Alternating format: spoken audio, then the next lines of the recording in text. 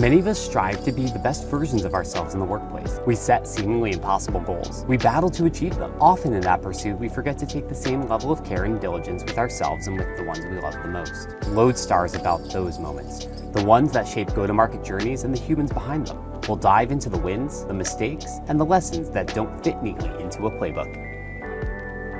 Hey everyone, welcome back for another episode of LodeStar. I'm Cliff Simon, and I'm joined today by Shantanu Shekhar, the VP of RevOps at Personio. How you doing today, bud? Great, loving it in London. Excellent. We are in London, yeah, rocking Fulham today. So shout out to Kenny. But yeah, enjoying the rain. Not too far for you in Dublin, but not too far. As my friend in Ireland always says, London has not great weather, but it's amazing in comparison to Dublin because it's always 2 degrees colder and a lot wetter in Dublin. So okay. Yeah. Well, can you tell the folks who don't know who you are a little bit about your background and what you're building these days? So as you said, I've been at Personio now for a couple of years. I'm the VP of Revenue Operations. I've been in the RevOps world for about 11 years now. So before Personio, I was at Gong, where we obviously met. I was there for about 3 years. In the life before that, I was at LinkedIn for 5 years, which is pretty much what I'd call sales ops and RevOps school. Okay. Which is great for, they keep churning out good ops people. I've been in a couple of other smaller companies in the middle. I also invest and advise a few tech companies, including Everstage, which we've talked about a bit. Yeah. In a previous life, I was also a management consultant, so consulting similar to you, Cliff. And I used to be at Bain, where basically I spent a lot of time working on the sales side of things. But this was, again, much before AI was a thing and much before SaaS was a thing. So yeah, quite excited. And then at Personio, which a lot of you viewers might not know, think of us as the Rippling of Germany. So long story short, we're HR and payroll for mostly small, medium, and mid-market companies. And yeah, we're German-based. I'm in Ireland, but we have pretty much a spread around office around Europe.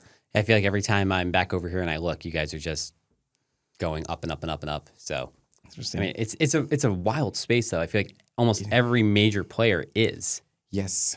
I think, and the HR tech space, it baffles me. And again, I feel like we're also well ensconced in the sales tech world, but I think the HR tech world just has so much budget and so much actually innovation is happening in that space. So you're right. A lot of these players, Personio is also maybe about a 10 years, so about similar sized in terms of time as Rippling. And then there's Deal, there's all these other players who've come in and seen this massive rocket ship growth. So yeah, interesting space.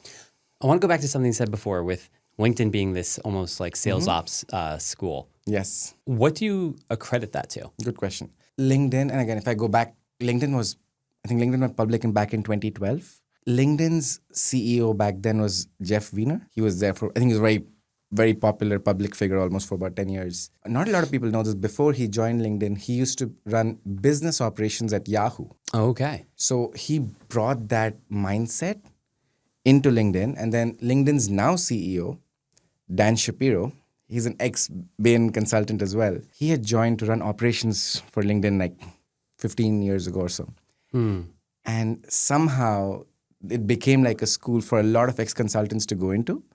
And a lot of ex-management consultants, they all went in. It's the same skill set of you have thought leadership, problem solving, people leadership, as well as process. And that's kind of what the skill sets are so similar, which is why you've gone between both worlds as well, which is what you learn from consulting is so easily transportable to ops. And then LinkedIn built a very, very, I think similar to Salesforce, to be fair. I think both those two big SaaS companies, if I call it, from the early 2010s, they really went deep into how to think about operations, how to think about go-to-market strategy, how to build everything around data. And really, I think that's where I've seen a lot of successful RevOps people actually come from that school. It's funny, too, because you're talking about a CEO coming from BCG, right? Or sorry, Bain. From Bain, rather. Yeah. But you see a lot of that, right? Bain, BCG, McKinsey, pulling folks into that CEO role, especially with the larger publicly traded SaaS companies. I think that's been a pretty heavy trend over the last 4 years. I would say so, yes. So yeah, and I think it's very interesting, Cliff, because I think, have you read the book Outliers? I don't know if I have. I would strongly recommend. It talks a lot about these specific nuances and characteristics of people, which basically gives them either a certain skill set or an edge in certain situations. He talks about the concept, which I think is quite well known, the 10,000 hours. If you spend 10,000 hours doing something really well. And I think the example he gives is of the Beatles. And I think they went into, in fact, your home country, and they were in the Netherlands and playing a lot. And they literally, as teenagers, and when they had formed the band, and they really got so many hours in terms of just getting And when by the time they actually played in a professional setup, they were experts already. And what the author talks about is the number of hours you spend when you go into these consulting companies, especially the Bains, the BCGs, the McKinseys, and I think even the Google CEO was a McKinsey analyst. When you're in those first few years, I remember an 80-hour week used to be like a good week for me.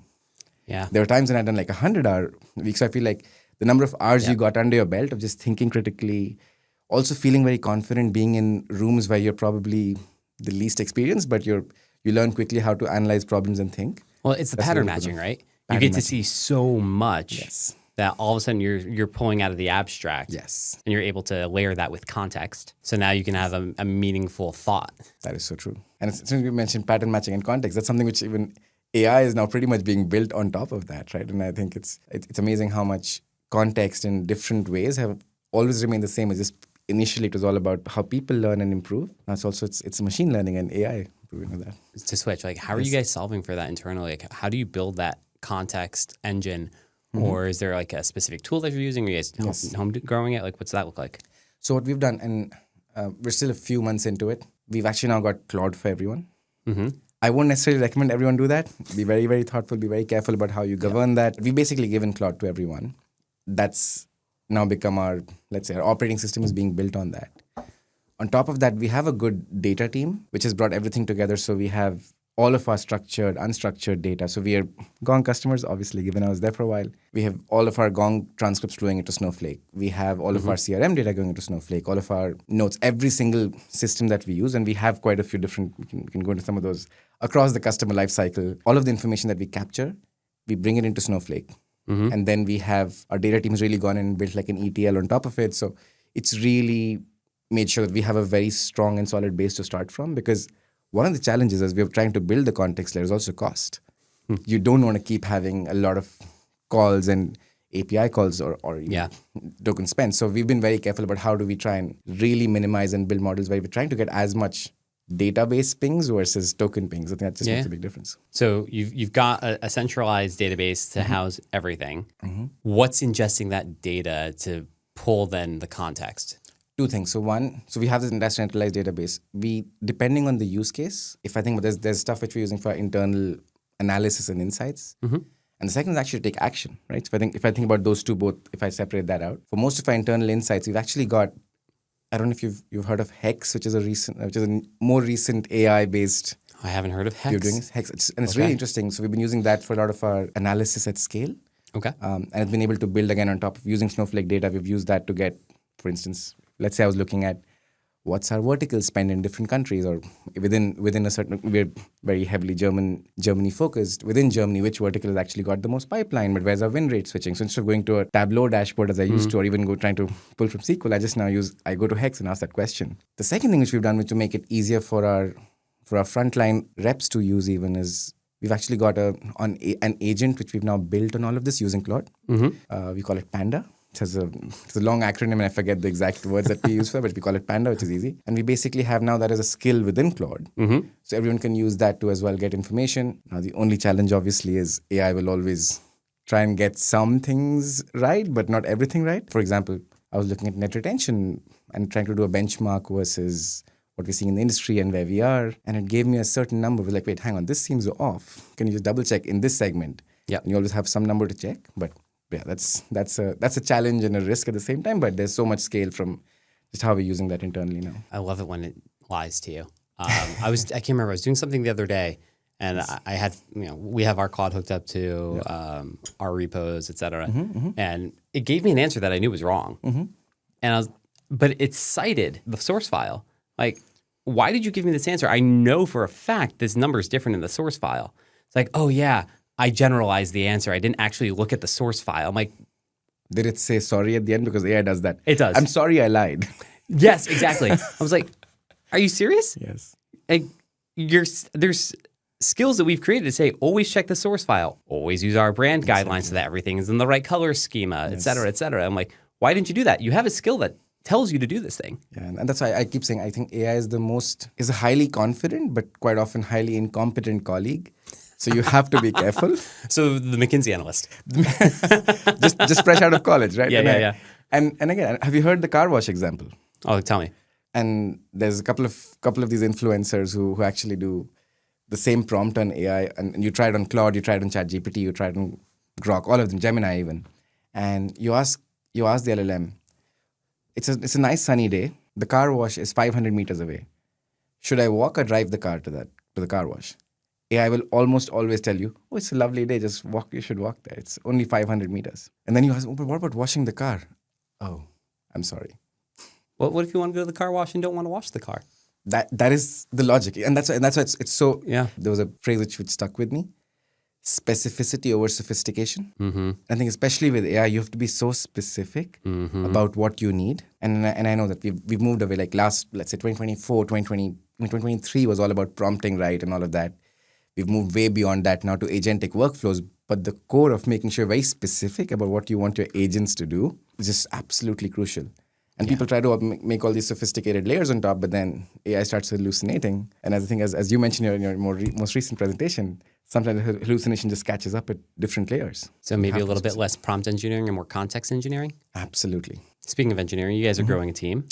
We are. So we've been really going into the AI-powered go-to-market push. We're lucky we have a very, very, very AI-forward CRO and even AI-forward CEO, actually. So we're really digging into what's the AI-powered go-to-market, driving that culture. We even had 2 seats in President's Club for AI this year. Oh, wow. It was pretty good. I mean, not AI agents, for people who Yeah, excel at AI. yeah. That would be cool, though, actually, getting AI agents to club. I don't know. At least the thing that I constantly run into with GTMEs is that they're really good at the technology, but they don't always get the context, especially in terms of like, how does this relate back to the business? How do we get value out of this? How do we make sure that thing we're building drives some type of outcome? So I had the same thought about a year, 18 months, because I think in a way the go-to-market engineering is taking the R&D concept and bringing it to go-to-market, right? Yeah. Which is For sure. and you have and if you think about it, in the R&D team, you have engineers, but you have product managers which go hand in hand. Yep.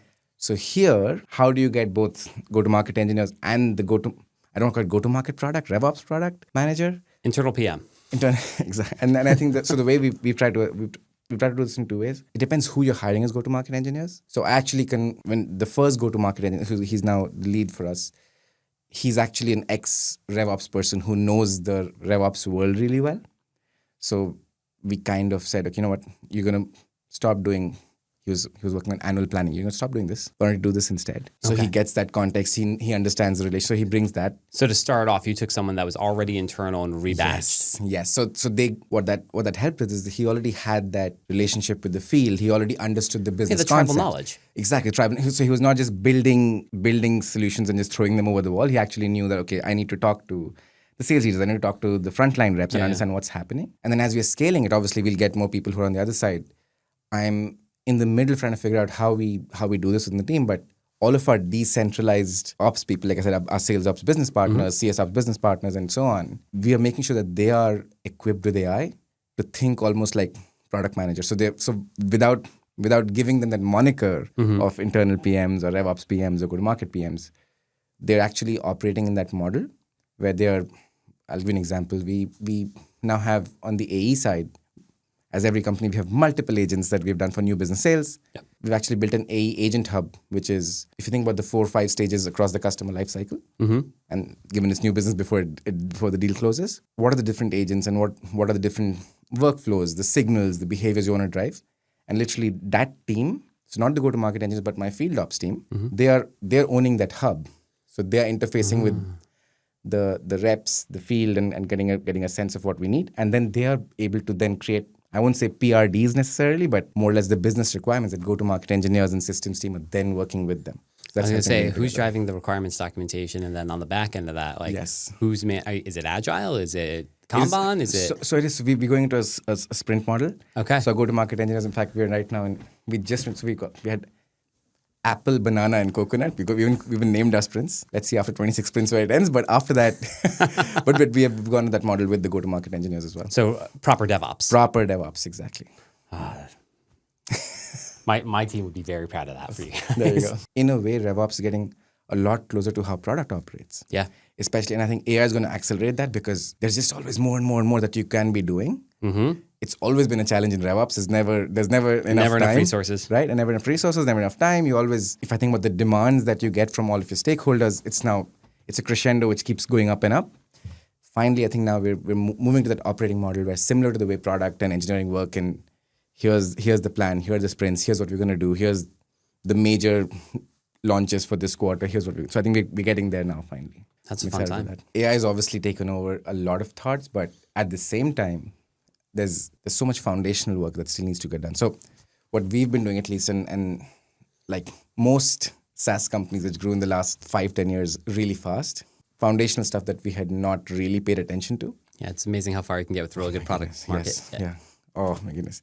And now, when obviously the market's a bit interesting, it's always, and I think there's always an impact of the external market on performance. But then there's also how are you internally, are you actually productive? If you keep AI to the side for a second, do you have the right systems in place? Do you have the right setup for your frontline reps to actually be able to spend their time on the right thing? So one example of that, we actually, and this is interesting because we have more than a 400-person go-to-market org, and we just did an entire CPQ overhaul in the last 18 months. And we're still on Salesforce, Steelbrick, whatever the latest version of that is called. But we went through that entire overhaul where we dug into going back into first principles. What's our standard day in the life of an AE, day in the life of an account manager, day in the life of CSM, day in the life of BDR? What are the clicks? What are the challenges we have? And we said, you know what, let's build the foundation. We're all on sales. We're a Salesforce shop. Let's fix what the entire quoting process looks like. It took a lot of time and effort to get that right.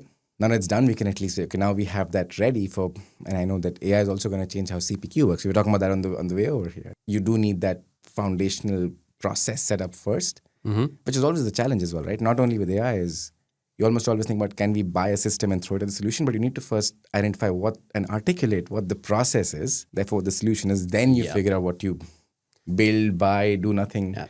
Customer journey, go-to-market process, memorialize in technology. Exactly. Within Personio, I have like a vision and mission for the RevOps team. And I think one challenge I've always seen in RevOps, we all love finding tough problems and solving them. And quite often we might forget the customer. Yeah. And what I love, so I've tried to at least put that front and center. So our vision mission is very focused on, let's optimize the customer life cycle. So if you optimize the customer life cycle is number one, and then optimize the talent life cycle of everyone in go-to-market who's in service to the customer life cycle. Yeah. So you combine those two, and that's a successful RevOps team. Those are your customers. Exactly. It's just always fun and interesting because they drive you crazy. In a good way, right? Like they stretch you and push you. So with this podcast, we do spend a time talking about go-to-market, but we also talk about like the other things in life that actually matter, right? You're here in London with me today. Family's in Dublin. Yes. Kids are there. How do you find? I hate the word balance. Yes. How do you integrate it? How do you how do you do that so you can show up? In fact, I was going to go. I love the phrase integration as well. It stays work-life integration, right? And I think there's seasons in your life, and I think we both have young kids, so we talk the same language. So I have a 7-year-old and a 2-year-old, and my wife is an angel, by the way. She's phenomenal. So the way we've been trying to balance it is two things. One, I think when I'm home, I'm fully present. Like for my son right now, he loves reading. I passed on the Harry Potter bug to him. I was into Harry Potter 20 years ago. He's into it now. We've been basically setting up and reading Harry Potter together. We're doing whatever Pokemon together. We share things like I've got a Pokemon app for him, which I'll collect something in London for him and take it back. Okay, he'll be happy about that. Same with my daughter. Try and just get some. Whenever I'm there, it's like, okay, I'll be the one who'll wake up with them, make sure I'm there. And then there's a time when I'm traveling, and then that's when it's much more of the hard yards for my wife. But she's been fantastic about really pitching in. And I think the important thing the way I think about it is there's a lot of I would say, I don't want to use the word sacrifice either, but I think there's a lot of choices which you need to make, and there's something you're very, very thoughtful about why and when. But I think similar to as if I compare that to the business world, knowing when to say no. So it's like knowing when to say no to your stakeholders from a work perspective. In a similar way, when you have to do something you have to actually cordon off time and say, you know what, today my son has a music recital. I'm just going to go there. If it's at 2 p.m., 3 p.m., whatever in the day, if I'm there, then I go. So it's always. And there's no, and I don't know if you have a silver bullet. There's no silver bullet, I guess. Oh man, sleepless. For us, like we always do breakfast together. We always do dinner together when I'm home. Yes. And not in an event or something. So having that, and I love the reading part. Our oldest is 6, and we just finished Prince Caspian. We're into the Chronicles of Narnia. So Nice. Oh, that's amazing. The rituals of doing something like I love that part about dinner, and I think we're very similar in that. So I have this standing block which I was like, you know what, I will, no matter what's happening. If I'm in Dublin, obviously I can't do that from London, but if I'm in Dublin, I will be home at a certain time, which is like dinner time. Yep. I might dial back in after 10 p.m. or whatever. Yep. And I think especially having worked with American companies, I'm quite used to working late hours. But yeah, that, let's say that golden period between, let's say, 5:30, 6 p.m. and 8, 9 p.m. It's like almost like a block. Yeah, same. It's important. Even so, I'm pretty adamant and competitive about like playing sports. Nice. I used to play a lot of football. Nice. Soccer, Of course. for the Americans. It's here. Yeah, we're gonna rep and Fulham today. And I also play ice hockey. Oh, wow. But every once in a while, we'll have a game that's like 7:30 at night. It's usually a bit later, which is nice with young kids. Like if I had a 9:30 game, that's a lot easier, and I don't have to worry about a bedtime. But like, I'm supposed to have a game at 7 p.m. when we get home this weekend, and I'm not going to play because that's their time, you know? good. Even though I'm like, oh man, I really want to go, you know? I can imagine. Do you plan to get your oldest into ice hockey and stuff as well? We'll see. He likes skating. We have a net set up in the basement, and he comes down and shoots, and we'll take turns playing goalie and shooting, and so maybe we'll see. He definitely enjoys reading a lot more. I think his younger sister, who's the 4.5-year-old, she's far more into just like sports in general. Well, any other rituals that you have for you to sort of keep you grounded and help you driving things forward? Because like there's a lot of pressure, especially at a company of that size. So I'm originally from India, so I've now lived in Ireland for 11 years. So I would say, in fact, Dublin is the longest I've lived in one place. One thing which I definitely take away from my own Indian roots is we do a lot of pranayam, which is like, we're the land of yoga, but like breathing exercises and I know breathwork has become a massive movement in the last few years even, right? But that's something I grew up with. So I was used to like, there's these very simple 5-minute exercises, right? And I think it just helps you almost get grounded, like you said, but also it helps you balance your energy. I remember this article about a corporate athlete, which was in the Harvard Business Review. I think it's from the early 2000s. Okay. And the concept of a corporate athlete is, if you think about, you're wearing a football t-shirt, you think about all the sports people in the world, professional sports people, they spend 95% of their time training and 5% performing. But corporate athletes, us, we're always performing and we don't really get the time to go back and train for the work that we do. So in the same way, it's like, and the concept that the article brings out, which I love, is how to think about all the different energies. There's physical, mental, spiritual, emotional. You bring all of these together, and there's different, I would say, nuances to each of those and what you can do to help. For example, on the physical side, what do you do for gym? So like you, I end up traveling a lot. So whenever I'm traveling, I have my gym kit ready to make sure no matter wherever I am, I'm definitely going to go into the gym, like this morning. Good for you. So that helps a little bit on the physical side. And then because then when I'm home, then I'm not running to go to the gym with the short time that I'm at home. On the spiritual and emotional, mental, there's different things, but one of those is breath work, and what we call it pranayam in India. So it's something which is really, really helpful. Do you have any rituals that you and your wife do together, or? And my wife and I go back 20 years, so we were college sweethearts. That's awesome. The one thing which we almost always have, no matter, and I know it's always tougher with smaller kids, but no matter what's happening, every night again, when I'm home, we make sure we sit and talk for at least 1 hour with no television, nothing. And that's just like our college had, it used to be like a football ground which had these benches which were like amazing to just sit and enjoy. We were in the town of Pune in India. I think it's like a small college town near Mumbai actually. Okay. And so very similar to Dublin. I feel like I have an affinity for monsoon places, like rainy places. Like it used to rain all the time. It was like It's your comfort zone. It's my comfort zone. And we used to literally every evening we used to like 1 hour where you just sit on the bench and just talk. So that's something which we've taken over. We've continued with that ritual. So it's 1 hour, even if it's the kids are sleeping, you're whispering for an hour somewhere on the side in the room, depending on where you're traveling. But yeah, that's one thing we try to do. I love that. Yeah, I feel like we always try to find like half hour, 45 minutes or something after we put the kids to bed. And maybe we're doing that while we're cleaning up the kitchen from dinner or something, right? Like there's always something else that needs to be done. That is. Doing the laundry. We're silly too. We have our pull-up bar is right above the laundry door. Nice. So like we'll do like pull-ups and stuff like that. That's pretty cool, actually. Like, my wife's way better in shape than I am. So goes like, can I get 4 or 5 in? Maybe. And she's like ripping off like 10, 15, 20. I'm like, oh my goodness. That's a good ritual, actually. We had a little Post-it that we were keeping next to there, and we'd like track how many you could do. And then you see the growth over time because, you know, I'm a data guy. Of course you are.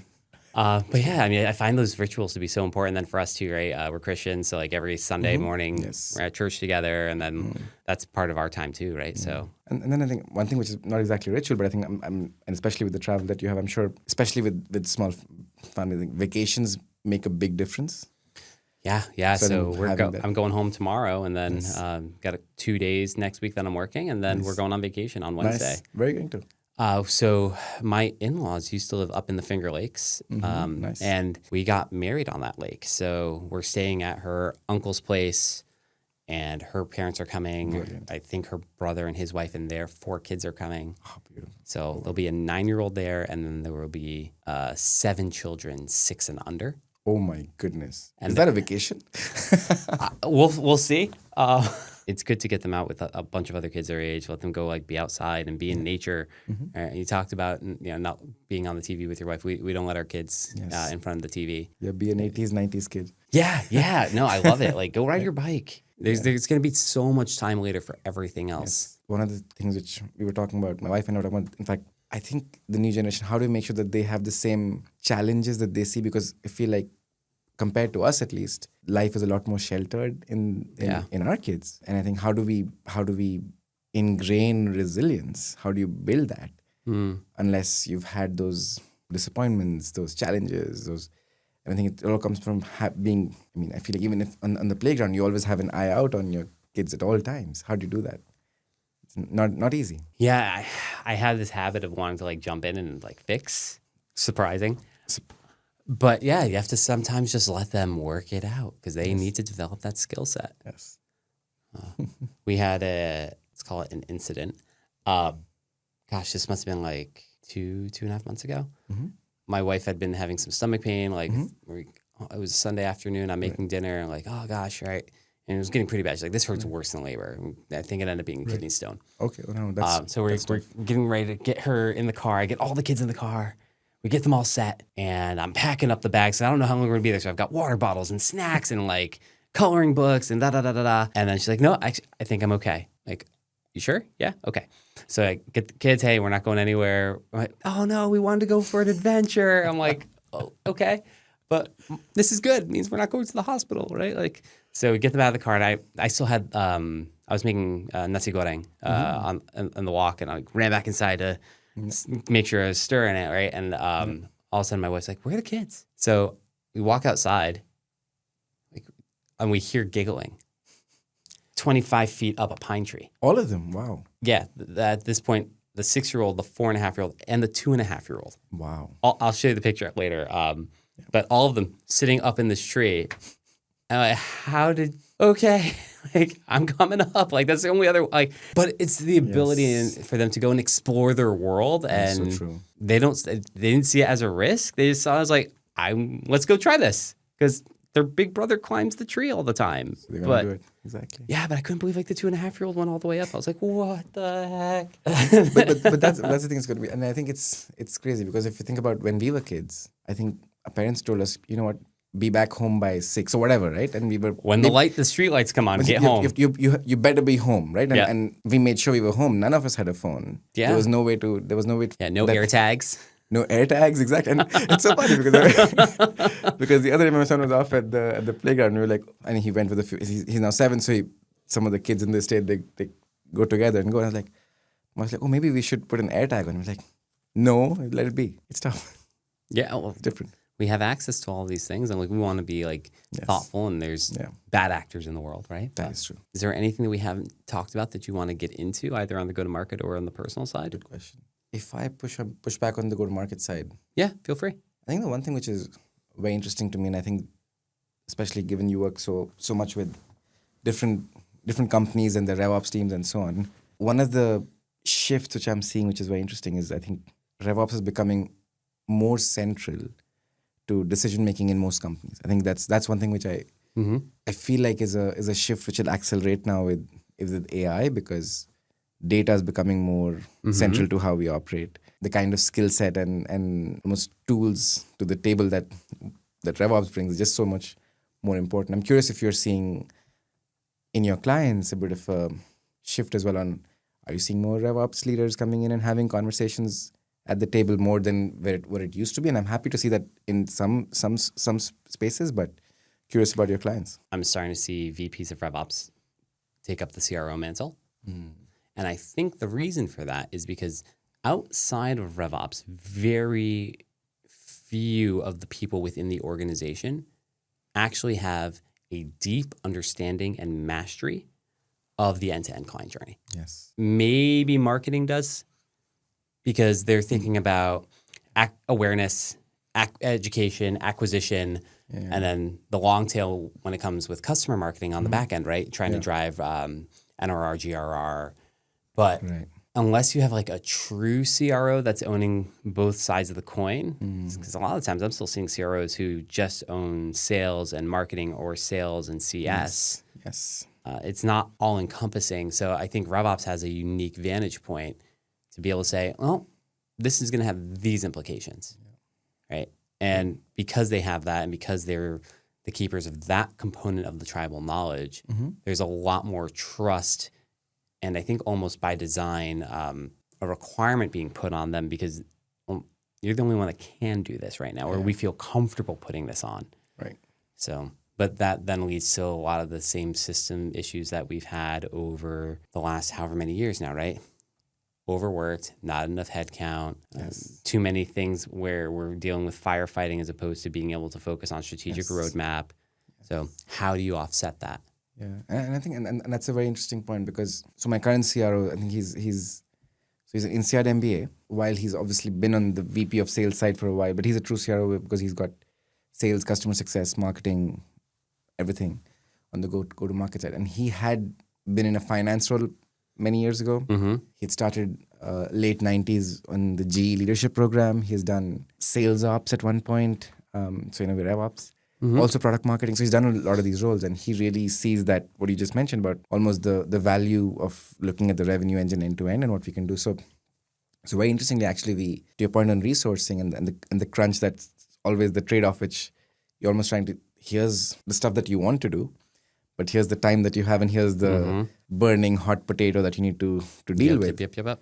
So what the CROs, which I'm really grateful for, is actually, even like I mentioned, how we scaled from 0 to 4 go-to-market engineers. Like, you know what? We're not adding more heads in the go-to-market setup. Why don't we find 3 or 4 roles where we know that, okay, we don't need X number of people prospecting into this market, or we don't need to have this specific motion. And he's actually very open to investing more in the RevOps roles, especially for AI and stuff. So I think maybe that's a switch. As you said, as we see more RevOps people or people with RevOps orientation and mindset going into CRO roles, you'll probably see more people even then understanding the challenges that a lack of capacity and the resource crunch is doing on the RevOps team. So maybe we'll get more resourcing.